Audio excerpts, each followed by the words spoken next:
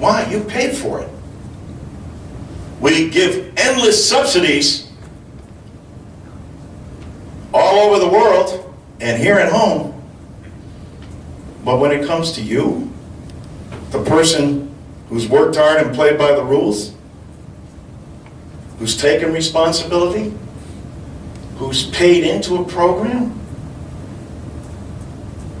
shouldn't we be thinking about, well, look, we have this whole group of baby boomers coming through the process, so let's make sure that not only do we take care of the people that are coming through the process, that it's there for future generations. Here's the good news. By driving those costs down, it's there. It's there. Our healthcare system was a process unlike other nations. Our healthcare process has evolved in a hodgepodge manner over years. We never had universal healthcare. But now we're on the verge. And because the system is so inefficient, as the private sector is saying, not the governmental sector, let us drive out those inefficiencies. The Aetna wants to do a pilot with CMS. They want to say, give us heart disease, give us diabetes, give us everything that's the highest cost, because we know how inefficient the system is, and we will drive out those costs. Allow us to make a profit on it, which I think is fine, because you're going to lower those costs. You're going to create the efficiencies that we need to have a system that thrives and develops and changes the outcome for patients. Changes our ability to make sure that we're there to invest in our infrastructure, and in our students, and in our future. America's future will continue to be bright because of the hard work and effort of our people, of our innovation, of our creativity. The president outlined several last night, the lady in her garage room who came up with an idea, that came up with a better model. I mean, that's what America's all about. The vitality of ideas. And the fact that someone can come up with an idea, and you know all the stories of everyone that's invented something in their garage. But it's true.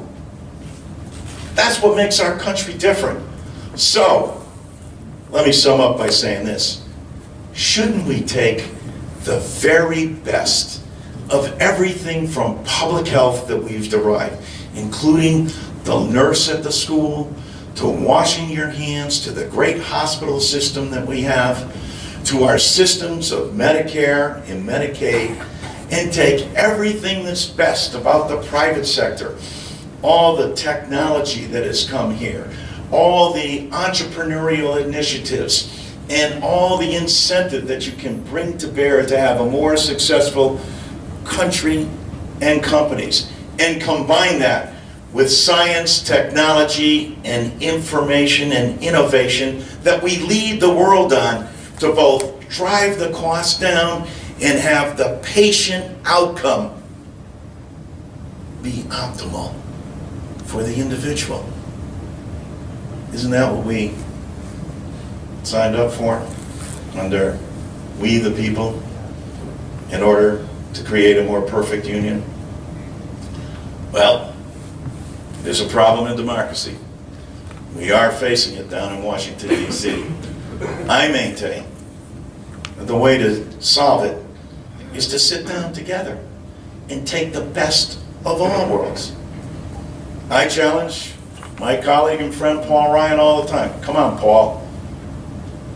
Sit down. Let's come up with an idea that moves forward. I'm optimistic. I think there are several good. In the Ways and Means Committee the other day, we had a community college professor stand up and say, well, you don't understand. One of the ways that the Affordable Care Act is impacting us is that the IRS is making us make sure that we take into account preparation hours. When we take into account preparation hours, that throws off the 30-hour mandate that you put in. I said, well, that seems pretty easy to me. Let's send a letter to the IRS, and if they can't do it administratively, we'll do it legislatively and say, you cannot include preparation. The guy said, oh, You could do that? Yes. And you can do anything in a democracy when you sit down and you work together. If you sit down and you go to your separate corners and you dig in, as you've witnessed Congress over the last 4 years, it's hard to get much of anything done. It's not that people are bad people. It's not that people are don't come with good intentions. But as my grandmother used to say, you know, the road to hell is paved with good intentions. What we need is people working together with their sleeves rolled up. I continue to commit to that, to work towards those ends, and I'm optimistic that it can happen. And I pledge to you that I'll continue to work towards those ends. So let me open it up to questions that you might have, and any difficult ones we'll give to Calvin. Go ahead.